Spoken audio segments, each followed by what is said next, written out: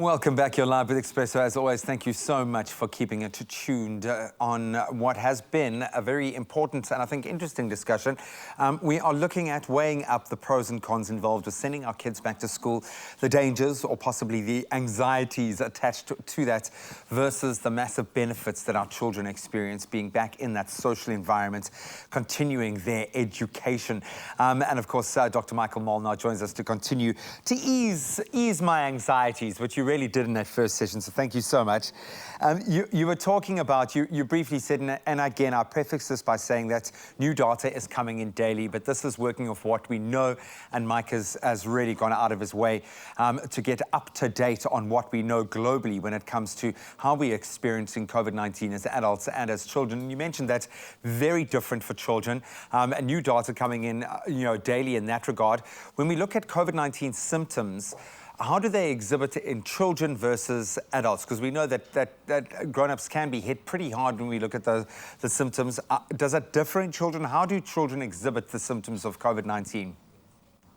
Well, ironically, Graham, I mean, other than the fact that I'm never going to lick a menu again, I'm still trying to get back to symptoms between adults and kids. I mean, the symptoms are ironically the same, to confuse parents even more. Also similar to those common viral respiratory infections and other childhood illnesses. So how can you tell the difference?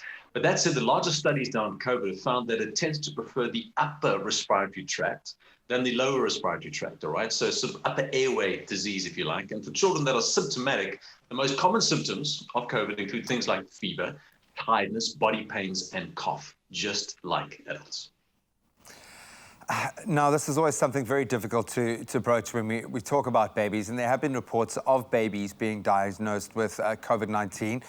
What is the infection rate amongst the very, very young? Well, again, to alleviate any concerns you might have, Graham, the infection rate seems to be very, very low. Studies looking at babies as young as a few weeks old who have tested positive have found very, very mild symptoms, which is great. Whereas infants and young children, obviously with serious underlying conditions, your cancers, your heart disease, those are obviously at high risk of complications. But generally, kids, low, very mild symptoms.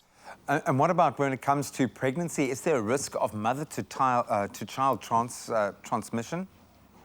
Yeah, so Graham, that's a great question. In fact, in a study published last month, and this is unusual to have a study published around pregnancy because generally we avoid that, but it was found that the transmission of COVID-19 from mother to baby during pregnancy is uncommon, which is great news. The study, in fact, also found that babies who were born with COVID were mostly asymptomatic. So from a baby perspective, from a pregnancy perspective, it seems like COVID really doesn't touch that particularly hard. What should a parent do if they are worried about their child having the coronavirus, as you say, that upper respiratory system, kind of if they are noticing some kind of symptoms that they immediately get the alarm bells? What should they do? Yeah, Graham, in a word, I would say intuition. I mean, there's no greater instruction booklet than a parent's intuition, particularly your moms, sorry to say, to all our dads. But it's times like these, I agree with you, man, don't worry. when that's really the only thing that can be trusted. I've often had a mother come and, bring a child to me, and if she says there's something wrong with the child, even if I can't see anything wrong with this kid, I will take the mother's intuition because moms just know. But if your child starts to show any symptoms, especially a cough or a fever or unusual tiredness, we call that fatigue, I would say contact your doctor or one of Hello Doctors, of course. But don't go there. Phone ahead.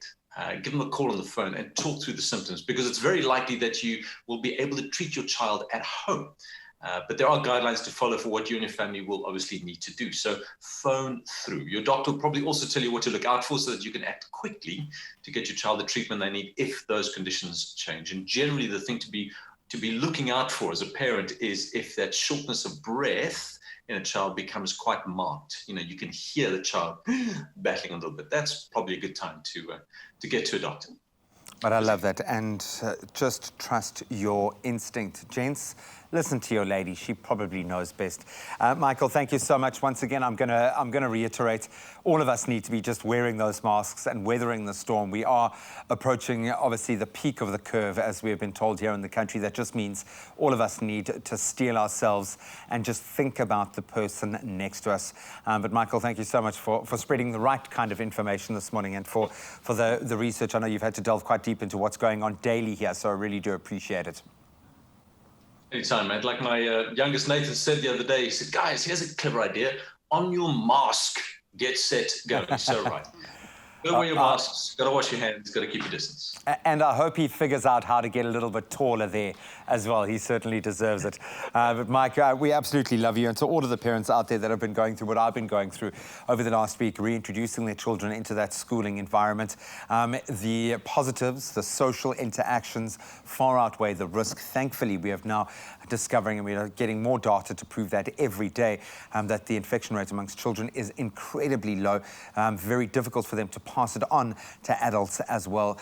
So think about that as you consider sending your child back into that school, that social environment.